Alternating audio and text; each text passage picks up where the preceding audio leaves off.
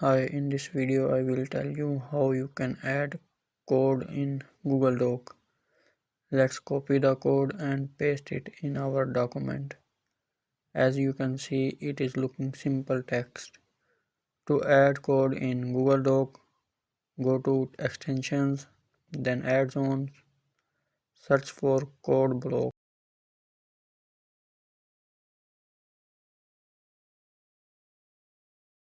and install it. First we will need to create an account or sign in for add zones.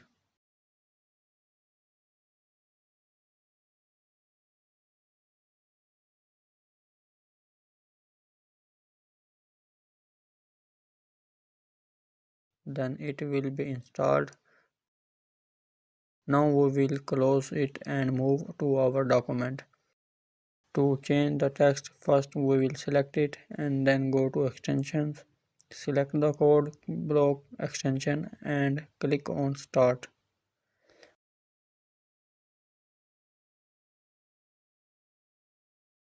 Now click on format button and it will be converted into code block.